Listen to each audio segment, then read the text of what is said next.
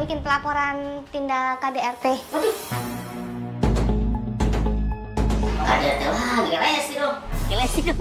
Iya, di sini. Di mana TKP-nya? Di rumah. Di mana rumahnya? Di Tanah Kusir sini. Ini suaminya? Bukan, ini teman. Nggak tahu itu Paula, weh. Artis. Nggak tahu itu Paula.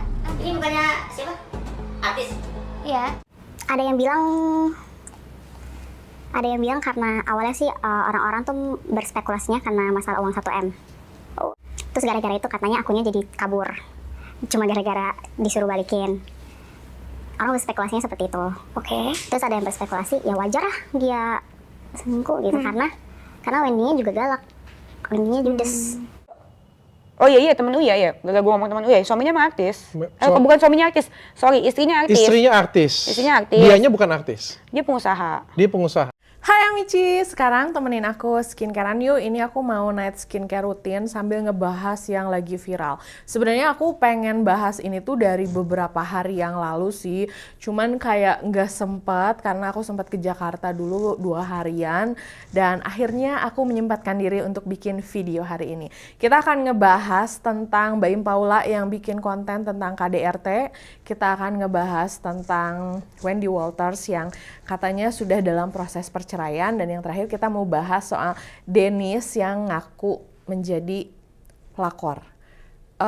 Nggak berhubungan sih, tapi kayak mengganggu pikiran aku aja, makanya aku pengen sharing sama kalian. Seperti biasa, kalau aku bikin video kayak gini, kita saling sharing, nggak perlu pakai emosi. Kalau sekiranya kalian punya pendapat, boleh tulis aja di kolom komentar. Mari kita biasakan untuk agree to disagree. Jadi santai aja, karena ini tuh cuman video ngobrol-ngobrol sambil skincarean gitu ya. I never see you happy. You always treat me badly. You say you always tired, and you're mad. Why don't you get a life and leave the blame behind? And I can't live without you, without you. I never see you happy. You always treat me badly. You say you always tired, and you're mad. Why don't you get a life and leave the blame behind? And Oke, jadi karena hari ini kita sambil skincarean, aku lagi mau nyoba And Pure seri terbaru, Licorice. Sebenarnya aku mau nanya dulu dong sama kalian, kalau kontennya Mbak Im Paula itu kalian suka nonton gak sih? Kalau aku pribadi, aku belum pernah sih nonton kontennya mereka sebelum yang KDRT ini. Karena menurut aku ya kita kan bisa memilih ya tontonan apa yang cocok dan kita suka. Cuman kalau lihat thumbnail atau ngelihat tulisan-tulisannya juga memang mungkin nggak terlalu aku banget gitu. Jadi sejujurnya sebelum konten yang ini tuh aku nggak pernah nonton video mereka. Sampai akhirnya video ini tuh rame di TikTok. Ternyata isinya itu adalah tentang Paula yang berpura-pura bikin prank sama polisi tentang suaminya yang melakukan KDRT.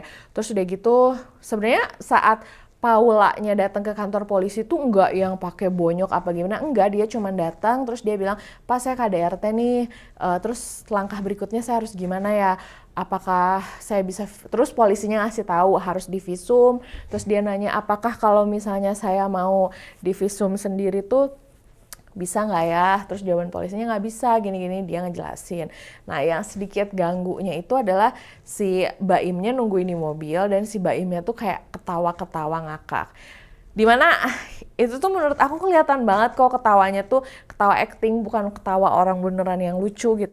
Nggak berapa lama terus akhirnya si Mbak Imnya itu keluar dan nyamperin polisinya. Terus akhirnya dia bilang kayak, "Iya Pak, sebenarnya tujuan konten ini adalah ingin tahu kalau misalnya perempuan menjadi korban KDRT sistemnya kayak gimana." Kayak, hah? Emang nggak bisa ya ngasih tahu orang atau memberikan informasi dengan bentuk yang lebih normal ya aku sebutnya. Karena aku bilang, gimana, menurut aku ini nggak normal dan menurut aku kayak bikin aku geleng-geleng kepala aja. Alasannya tuh karena pengen tahu aja. Nah, padahal kan bisa ya dengan audiens dia sebanyak itu, dengan video-video dia yang nontonnya sebanyak itu, ya dia bikin podcast atau bikin acara apa, tapi ya udahlah ya. Nah, menurut aku ini tuh udah gone too far banget, udah terlalu parah.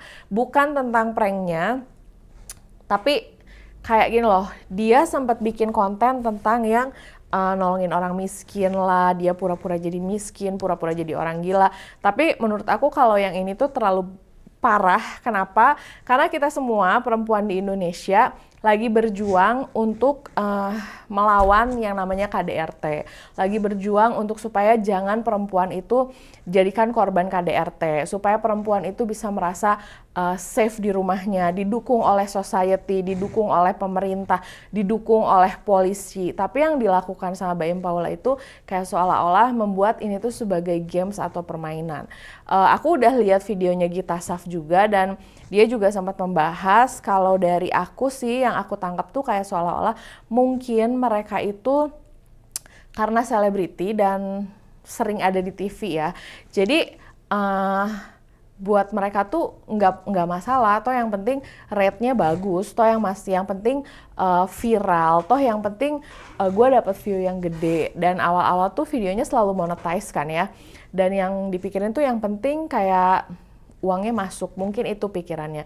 Karena mungkin juga beberapa kali video mereka tuh nggak viral-viral sampai akhirnya, wah ini kasus Lesti lagi naik nih, kita bahas aja. Karena sebelumnya tuh setahu aku, Baim sama Paula tuh sempat ngomong nggak mau memberikan tanggapan apa-apa mengenai kasusnya Lesti Bilar, karena sama Lestinya teman, sama Bilarnya temen. Tapi mereka bikin prank kayak gini, ibaratnya nih ya, kita habis kecopetan atau misalnya kita habis dijahatin sama orang, terus teman kita bikin jokes tentang itu. Tapi jokesnya tuh bener-bener kayak ditunjukin sama seluruh dunia, ditonton sama banyak orang. Dan memang yang menjadi pertanyaan aku juga bingung sih, pada saat Baim sama Paula ini bikin konten ini tuh, apa yang mereka pikirkan? Apakah mereka tidak tahu bahwa konten ini akan membuat orang tersinggung, membuat orang marah? Ini aku mau sekalian pakai tonernya. Ini dari Licorice juga, Milky Spotlight Toner. Nah, untuk produk-produk ini tuh dia mengandung Crystalide dan juga Galactomyces.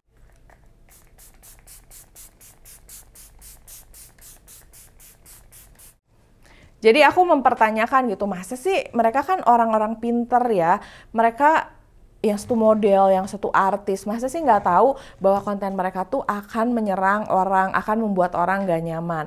Tapi mungkin ya pemikiran mereka, yang penting videonya viral, yang penting videonya banyak yang nonton, yang penting makin terkenal. Dan itu menurut aku kayak terlalu parah. Kenapa? Karena menurut aku mereka senior banget di dunia hiburan. Mungkin kalau yang bikin pranknya itu orang yang baru bikin YouTube, orang yang baru punya subscriber sekian puluh ribu, oke lah ya, karena saking pengen terkenalnya. Tapi ini mereka, dan mereka pun ngaku bahwa Lesti dan Bilar adalah teman mereka. Dan aku yakin kok mereka bikin ini karena Lesti dan Bilar, karena pada saat di endingnya pun ada sempat, ya kita kan mau tahu Pak kalau misalnya ini kasusnya KDRT kayak yang udah terjadi tuh penyelesaiannya gimana dari polisinya. Nah itu sih menurut aku, dan memang sekarang tuh banyak banget orang yang membuat konten karena saking pengen si kontennya viral, jadinya tuh ujungnya mereka kayak apa ya namanya, menghalalkan segala cara, yang penting bodo amat. Kalaupun ada yang tersinggung, yang penting kontennya viral, yang penting kontennya rame.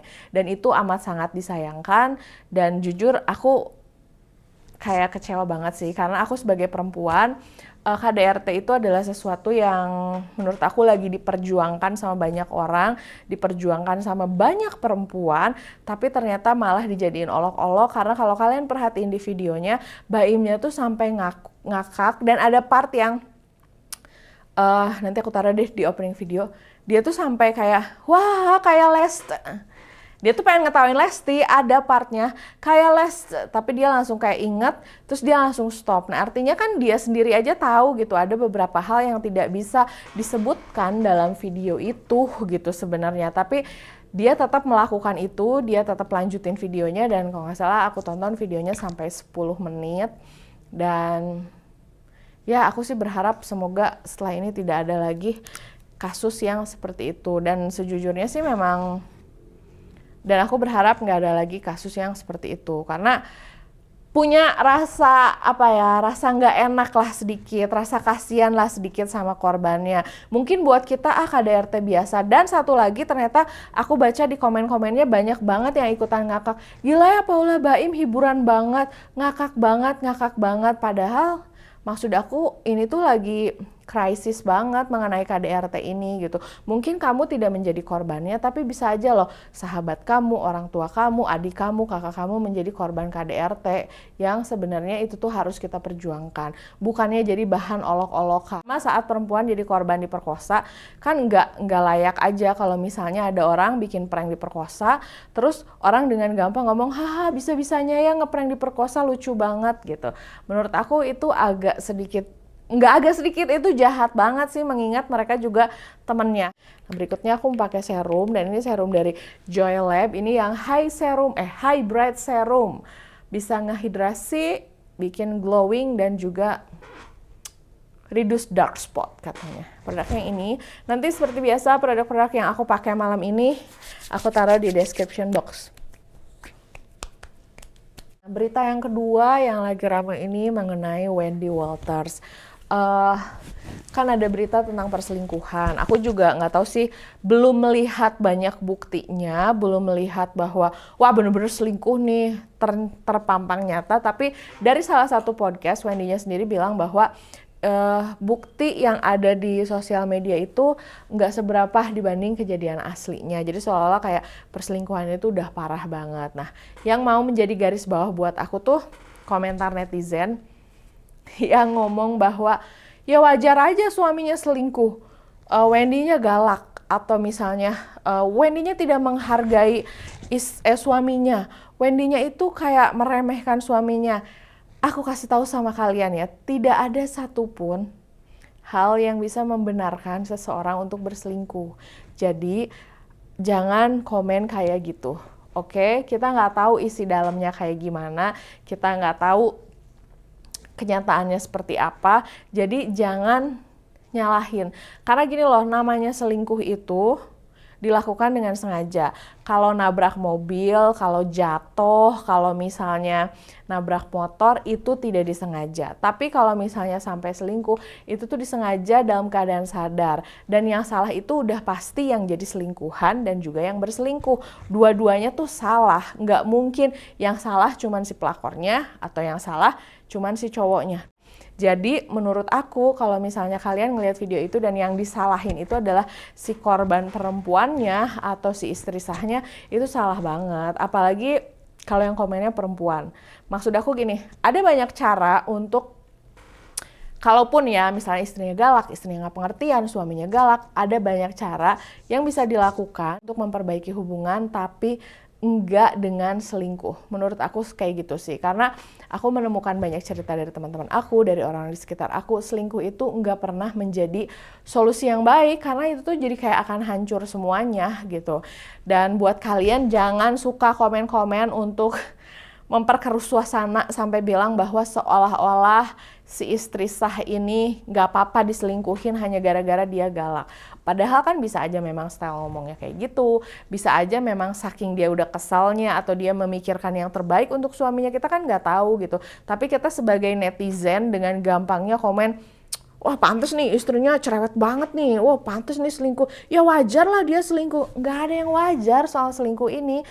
Jadi netizen tuh sering banget double standar. Di saat ada kasus A selingkuh, terus yang diomonginnya, ya wajar lah dia selingkuh, wajar ya.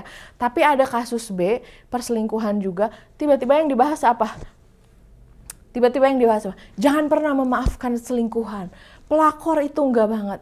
Jadi kadang membingungkan buat aku tuh kalau nonton berita-berita perselingkuhan, yang ini kayaknya orang-orang pro-pro aja, tapi yang ini enggak, gimana sih? Nah, makanya kita sebagai netizen smart aja, setidaknya bisa memposisikan diri sebagai orang yang jadi istri sah gitu. Setidaknya kita tahu lah kalau misalnya istri sah itu kan orang yang paling berhak, orang yang secara hukum ya menjadi istrinya. Jadi kalau misalnya ada kasus selingkuhan, apapun alasannya, tidak ada yang namanya wajar, tidak ada yang namanya dibenarkan. Oke? Jadi jangan pernah lagi komen atau bilang bahwa wajar aja suaminya selingkuh. Nggak ada yang namanya wajar. Dan jujur ya, karena kasus-kasus berita yang ada sekarang ini tuh, aku tuh agak-agak jadi ketakutan gitu, sedikit punya trust issue. Coba ibu-ibu atau istri-istri yang punya masalah sama kayak aku komen. Nah ini aku mau pakai moisturizer, aku pakai Indogenic Day and Night Repair Cream. So far ini menjadi salah satu moisturizer favorit aku, harganya kayak 100 ribuan. Isinya juga banyak, kayak, berapa nih isinya ya? 15 gram. Isinya 15 gram, dan kalau pakai ini tuh kulit jadi kerasa lembab, tapi dia nggak lengket dan mudah menyerap. Nah, yang rame lagi juga tentang kasus si Dennis yang mengaku 4 tahun menjadi pelakor. Ini aku juga nggak ngerti sih konsep dia ngaku jadi pelakor tuh apa. Yang pertama katanya saat dia mengaku menjadi pelakor, dia bilang itu tuh pengakuan ya, kata dia. Kesaksian dia bilang. Supaya jangan lagi ada orang-orang yang menjadi korban atau orang-orang yang istri-istri yang suaminya selingkuh dan segala macam. Tapi menurut aku gini, kalau video yang pertama dia kesaksian, tapi kalau video kedua dia sampai ngomong selingkuhannya inisialnya ini, istrinya kerja ini, punya anak 3 segala macam, itu udah bukan kesaksian lagi. Itu tuh memang niatan kamu tuh mau menghancurkan rumah tangga orang. Karena kalau memang pelakor mau insyaf ya, menurut aku tuh caranya bukan dengan ngaku ke publik bahwa aku adalah pelakor dari suami si A, aku adalah pelakor dari lelaki si A. Itu tuh menurut aku nggak menjadi fakta atau nggak menjadi sesuatu yang efektif, karena pertama dia tetap akan menyakiti istrinya, kedua dia tetap akan menyakiti anak-anak si cowoknya, dan yang ketiga dia akan membuat si laki-lakinya marah, dan mungkin hubungan suami istrinya itu jadi rusak. Jadi ibaratnya mungkin aja ya di saat si Dennis yang mengaku sebagai pelakor ini menceritakan semuanya, tujuannya tuh bukan dia mau memberi kesaksian, bukan dia mau jujur atau mau memberi pelajaran atau mau ngasih tahu istrinya jangan sampai ada Dennis yang lain. Menurut aku enggak. Ibaratnya tuh gini, gue udah nggak sama cowok itu, ya udah gue beberin semua, hancur, kita hancur aja semuanya. Jadi kayak gitu aku ngelihatnya. Waktu pertama aku lihat videonya yang dia bilang itu pengakuan, dia ngomong sama pendeta, oke lah.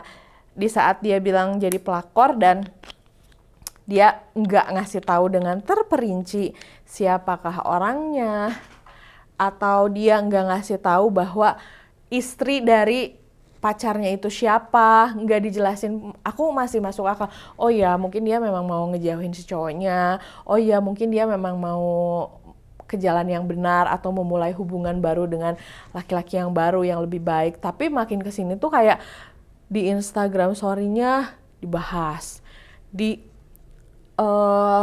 live dibahas, aku nggak tahu ya live atau enggak, tapi yang aku lihat tuh di TikTok, terus udah gitu di YouTube-nya dia bahas, dan lebih parahnya lagi dia tuh sampai mengkonfirmasi itu di beberapa podcast. Jadi tujuannya apa? Alasannya sih ya supaya gue bisa putus hubungan sama si cowoknya. Tapi menurut aku ya kalau putus hubungan mah ya udah aja. Kalau itu sih lebih ke kayak gue sih mau menghancurkan hubungan si cowoknya dengan istrinya dan keluarganya. Kan kasihan gitu. Kalau aku mau gimana pun tetap tim istri sah ya. Karena untuk sampai ada di jenjang pernikahan tuh susah banget. Banyak banget pertimbangannya, banyak banget pengorbanannya. Apalagi kalau sampai orang yang nikah punya anak. Itu tuh banyak banget pengorbanan, apalagi dari sisi perempuan ya.